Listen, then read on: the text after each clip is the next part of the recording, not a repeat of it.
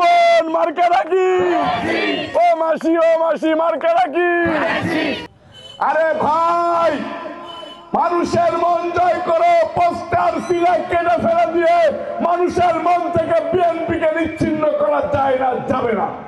মানুষকে দিনে দুপুরে এরকম কোন দেশ বাংলার মাটিতে আর হতে দেওয়া হবে না। ওই পাকিস্তানিদের দেশ বাংলার মাটিতে হতে দেওয়া হবে না। খুনিদেরকে বাংলার মাটিতে আর কোনো স্থান দেওয়া হবে না। জামাতের লোকেরা ফজরের নামাজের আগ মুহূর্তে দাঁড়ায় দাঁড়ায় আমাদের পোস্টার ছিঁড়ে ফেলে, কেটে ফেলে।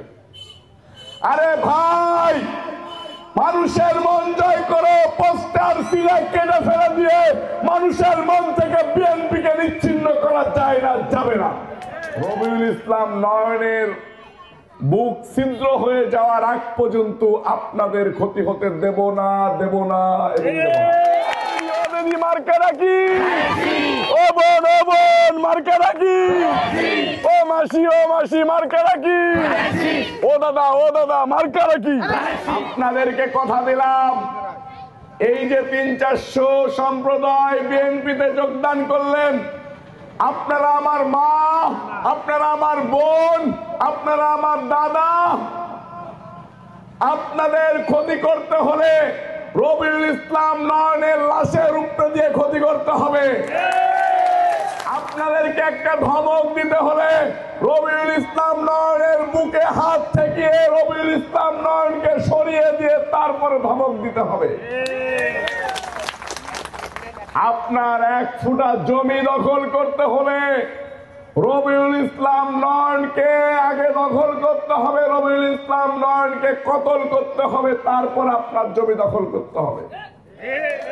রবিউল ইসলাম নয়নের বুক ছিদ্র হয়ে যাওয়ার আগ পর্যন্ত আপনাদের ক্ষতি হতে দেব না, দেব না এবং দেব না। কোন সময় বিএনপি নেতাদের দ্বারা আপনারা কোন প্রকার নির্যাতনের শিকার হয়েছেন? হয়েছেন? হননি, হবেন না। কারণ গাছ যেমন ফল তার ঠিক তেমন বিএনপির ভারপ্রাপ্ত চেয়ারম্যান জনাব তারেক রহমান সাহেব বলেছেন, বাংলাদেশের মাটিতে কোন সম্প্রদায় নিজেকে আর সংখ্যালঘু ভাববে না। এটা তারেক রহমান সাহেবের মাত্রা। তারেক রহমান সাহেবের দলে থেকে, তারেক রহমান সাহেবের দেশে থেকে কোন সম্প্রদায়কে নির্বাচনের মধ্যে হোক আর নির্বাচনের আগে হোক আর পরে হোক, নির্বাচনের কথা দিয়ে ভুল বুঝিয়ে ভোট নিয়ে সহ ভোট দিতে বাধ্য করবে এরকম কোন লোক আছে? নেই। বুলিং এর শিকার হতে হবে আমাদেরকে। আমাদেরকে পথে ঘাটে রাস্তাঘাটে যখন তখন কুবাই মেরে ফেলতে চাই এই জামাত শিবিরালা। এই যে বোনেরা, আপনারা তো সোশ্যাল মিডিয়া চালান, অনেক মা বোন হয়তো চালায় না, মায়েরা চালায় না। দেখছেন না জামাত শিবির কি করে? রক কাটে না? রক কাটার কথা শুনছেন? মানুষকে দিনে দুপুরে কুবাই কুবাই হত্যা করে, এরকম কোন দেশ বাংলার মাটিতে আর হতে দেওয়া হবে না। ওই পাকিস্তানিদের দেশ বাংলার মাটিতে হতে দেওয়া হবে না। ওই খুনিদেরকে বাংলার মাটিতে আর কোনো স্থান দেওয়া হবে না। জামাতের লোকেরা ফজরের নামাজের আগ মুহূর্তে দাঁড়ায় দাঁড়ায় আমাদের পোস্টার ছিঁড়ে ফেলে, কেটে ফেলে।